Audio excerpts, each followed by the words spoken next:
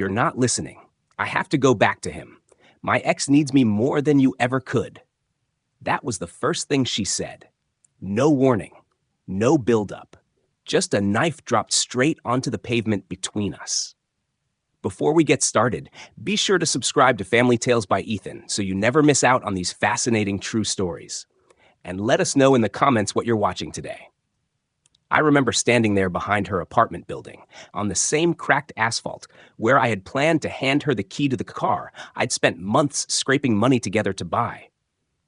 It was supposed to be a surprise, something thoughtful, useful, something that would make her life easier. Instead, as her words settled into the cold evening air, I slid that key back into my pocket, as quietly as someone covering the final page of a book they'd suddenly realized wasn't worth finishing. Her name was Madison, and we'd spent nearly 4 years trying to build something that always seemed steady from the outside. I'm Eli Turner, a freelance photographer from Colorado, the kind of guy who spends more time chasing sunsets and abandoned railroad tracks than arguing about weekend plans.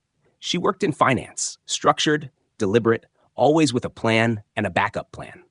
In theory, we balanced each other. Chaos and order, instinct and routine. At least that's how I framed it back then, when love made even the cracks look like character. But that night, when she looked at me with that practiced calm, something inside me went still. "All right," I said softly. "I hope you're happy. No begging. No questions. No attempt to fix what had already rotted from the inside. Just acceptance. Quiet. Heavy. Strangely peaceful." And the look on her face told me she hadn't expected that. She'd come prepared for tears or anger or some dramatic scene she could later use to justify her actions. Instead, she just blinked, relieved more than guilty, like she'd set down an annoying weight. What she didn't understand was that the weight she dropped was my respect. I walked away without looking back, got in my dusty old Subaru, and pulled out of that parking lot like I was steering myself out of a life I hadn't realized had been shrinking around me. At first, I thought that moment was the end of our story. But endings, real endings, rarely happen where you expect them. Months before that night, things between us had already started shifting. It began subtly, like shadows lengthening at dusk. Her ex, Caleb, reappeared out of nowhere. The guy used to be a walking cautionary tale, job hopping, impulsive spending, grand plans with no follow-through. But suddenly, he was showing up in Madison's life, wearing tailored suits and driving a shiny black Audi, claiming he'd finally put his life together. He messaged her often, too often, and at the beginning, she told me everything, at least the parts she wanted me to hear. "He's just a friend," she said. "He needs support. He's been through a lot." But the tone shifted. I noticed it before she did. She started talking about him with this softness, a kind of emotional investment people reserve for someone they either want to save or want to feel needed by. Then came the late nights at the office, the business plan meetings, the dinners that didn't include me, the vague explanations that didn't match the timestamps on her receipts. And the thing is, I didn't confront her. Not because I was blind, not because I was weak, but because I wanted to see who she was without being monitored. I wanted to see what she chose when the only person she had to answer to was her own honesty. Turns out her honesty had a shorter lifespan than I expected. One night, we were sitting at our favorite diner, this tiny place off Highway 34 with peeling red booths and pies that tasted like childhood. Her phone buzzed. The message flashed across the screen before she tilted it away. "Dinner tonight. Need to talk." She froze. I didn't. I just kept eating my fries, even though my chest felt like a stone had dropped straight into it. That heavy, sinking certainty. The kind that doesn't come from fear, but from recognition. I knew exactly where this story was headed. I had already been saving for months for that car. Nothing extravagant, just a simple silver sedan she'd once pointed at and said, "Maybe one day." I wanted to give it to her for our anniversary. Not as a grand gesture, but as something that told her I heard her, that I cared about her dreams, even the small ones. Funny how you can plan a future with someone who's already halfway out the door. The next night, she called me over with that soft, steady voice people use when they've practiced in the mirror. She didn't cry. She didn't apologize. She just delivered the line that unraveled everything. "I think we should just be friends. My ex needs me more." Needs. as if love were a charity project, as if stability were something she could hand out like loose change. I remember standing there, staring at her, feeling not heartbreak, but clarity. Harsh, clean, merciful clarity. Everything I had suspected suddenly lined up in front of me like pieces finally falling into place. She wasn't leaving for love. She was leaving for curiosity. So I smiled. Not out of kindness, but out of realization. All right, I repeated. I hope you're happy. I turned around, walked away from her, and for the first time in months, I didn't feel like I was losing anything. In the weeks that followed, I didn't fall apart. I didn't go through the ritual breakdown people expect after heartbreak. No midnight texts, no checking her social media, no lingering outside her apartment like some desperate ghost. Instead, for the first time in years, I slept, really slept, deeply, peacefully. I poured myself into work, road trips, landscapes, portraits. My photography started gaining traction online. A gallery in Seattle invited me to showcase a small exhibit titled Quiet Places, and somehow it sold out faster than anything I'd ever done. Peace, I realized, often looks like letting go without making a sound. It wasn't until months later, after my world had quietly begun expanding again, that hers began to fall apart. But that part of the story comes later. For now, this is where I'll stop. Exactly where everything started to change. If someone had told me that peace could feel like a slow sunrise, quiet, steady, almost unnoticed, I wouldn't have believed them. But that's exactly what those months after Madison left felt like. No dramatic transformation, no sudden epiphany, just small, subtle shifts. My mornings stopped feeling heavy. My apartment felt bigger. My camera felt lighter in my hands. I wasn't rebuilding myself. I was simply remembering who I had been before I tried to shrink myself to fit someone else's idea of love. Of course, people talked. They always do. Mutual friends would drop Madison's name into conversations like they were tossing bait into a pond, waiting to see if I'd react. She seems good, they said. She's with Caleb now. They look serious. Or worse, she said she hopes you're okay. I just nodded, offered a polite smile, and went back to editing photos or sipping my coffee. The truth? I felt neither jealousy nor anger. I felt nothing. When someone you love chooses someone else, you expect the heartbreak to crush you. But sometimes the relief hits harder than the loss. Still, even relief has limits. Little by little, the stories about Caleb started shifting. First, it was whispers, offhand comments, awkward pauses. Then the details sharpened. The man who had swooped back into Madison's life with expensive suits and polished charm wasn't who he claimed to be. His business ventures were a mirage held together by borrowed money and confidence. The loans he bragged about were unpaid.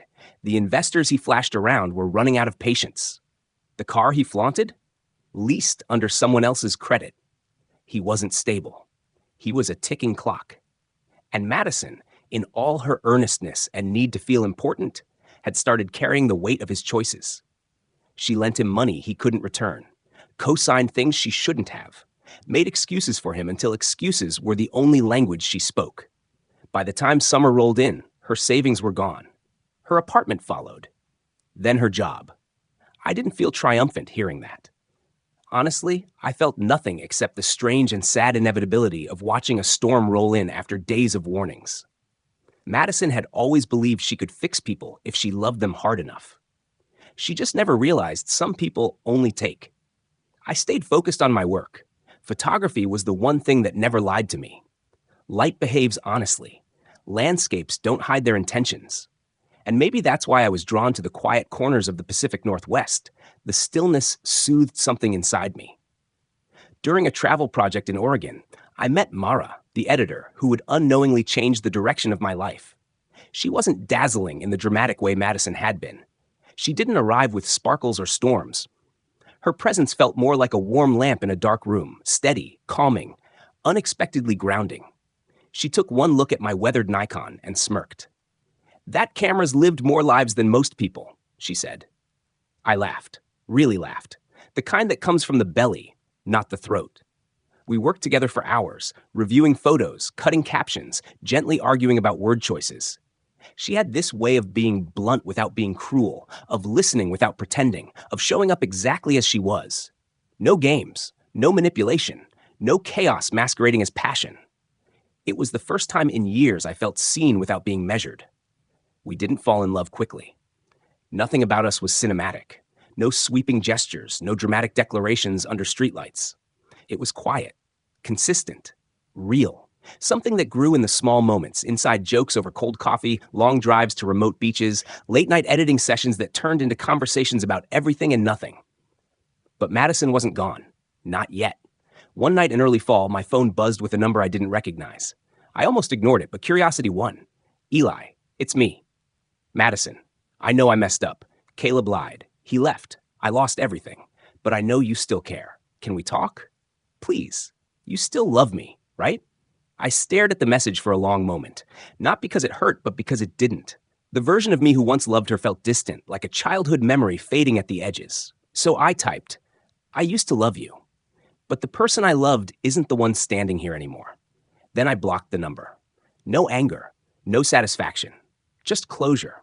The kind that doesn't come from conversation, but from finally understanding you don't owe anyone an invitation back into your life just because they miss the stability they once took for granted. Months passed quietly after that. Mara and I grew closer. We worked, traveled, argued gently about color palettes and overused adjectives. My exhibit schedule expanded. My world felt wide again. But peace has a strange way of attracting storms. It was 3 months after Madison's message. A quiet night. The kind where the ocean sounds like it's breathing. Mara had fallen asleep on my couch, a book open on her chest.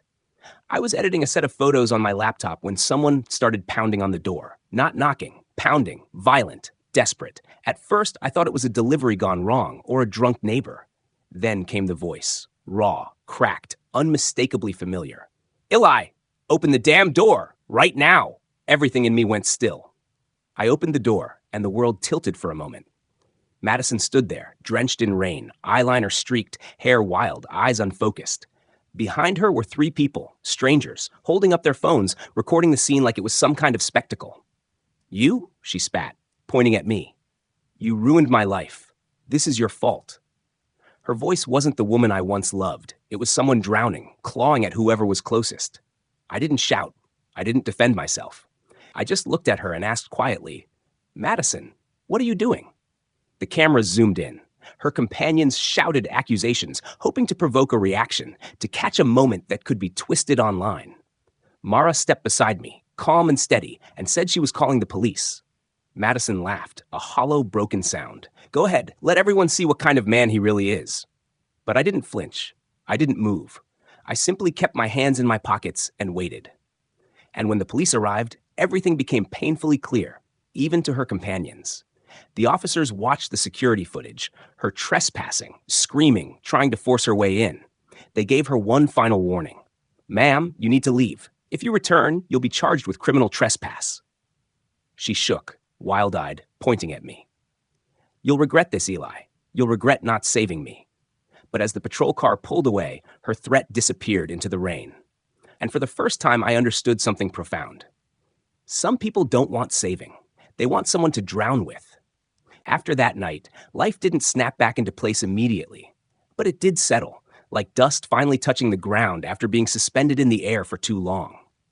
The chaos Madison brought with her slipped out of my life the moment the patrol car turned the corner, swallowed by rain and blue lights. What remained was silence. Not the hollow kind, the healing kind. Mara closed the door gently and turned the deadbolt, her expression a mixture of concern and quiet steadiness.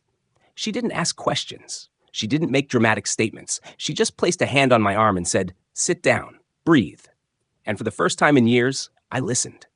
I let myself sink into the couch beside her, the storm outside fading into nothing more than distant thunder. In the following weeks, the world softened. My days returned to their familiar rhythms, waking early, brewing too strong coffee, now catching morning light on the cliffs, developing new rolls of film in my tiny makeshift darkroom. There was something about the smell of chemicals and the slow emergence of an image on paper that reminded me that life, much like photography, reveals itself gradually and honestly.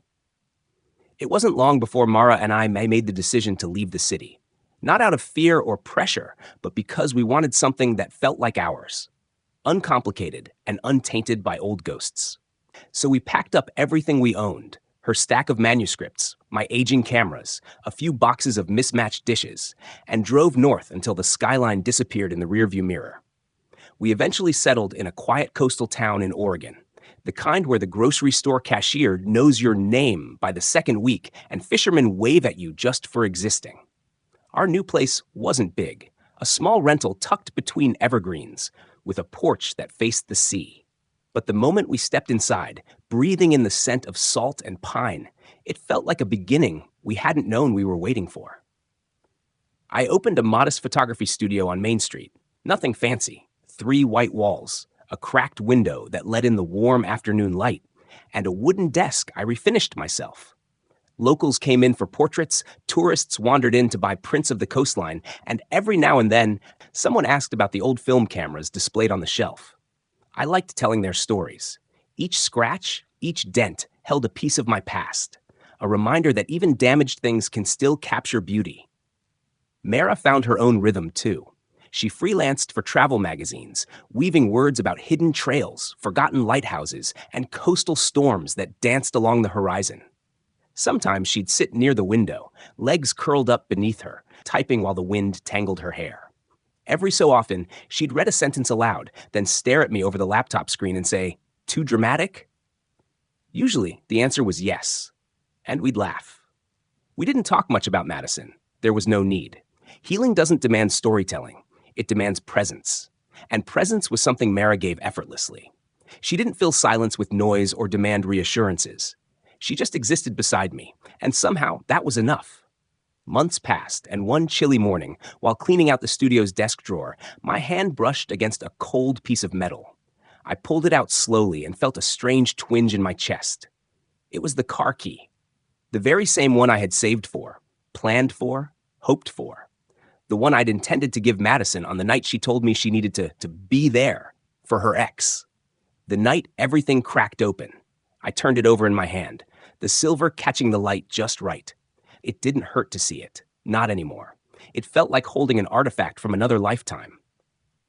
Mara stepped into the room with 2 mugs of coffee, her socks mismatched as usual. She noticed the key resting in my palm and raised an eyebrow.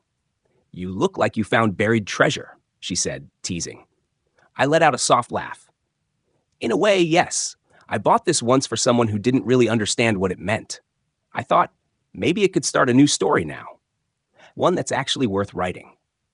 She set the mugs on the desk and stood in front of me, eyes softening in that way only she could. "I'll make sure you never regret giving it away again," she whispered. And I believed her. That evening, we took the car, our car now, and drove along Highway 101. The ocean rolled beside us, black and silver under the setting sun. The radio hummed quietly. Mara rested a hand on my knee, and the world felt full, balanced, quietly alive. After a while, she asked, "Do you ever think about her?" I took my time answering. The truth required space, not speed. "I think about who I was when I loved her," I said finally. "How small I made myself. How far I've come from that version of me. But her? Not really." Mara smiled, squeezed my hand, and turned her gaze back toward the horizon. In the months that followed, Madison's presence faded completely. Word drifted through old acquaintances, another failed relationship, mounting debts, her social media disappearing overnight. People pitied her. Some judged her. But I felt neither. I simply let her story end where it needed to end, away from mine. One night, as Mara and I were locking up the studio, I found myself saying something I didn't plan to say. "Letting go isn't weakness," I murmured. Mara glanced at me, waiting. "Sometimes," I continued, "it's the only way to keep your dignity intact." She stepped closer, tugging the studio door shut. "And you did," she whispered. "You kept yours." For the first time in what felt like forever, I realized something simple and profound.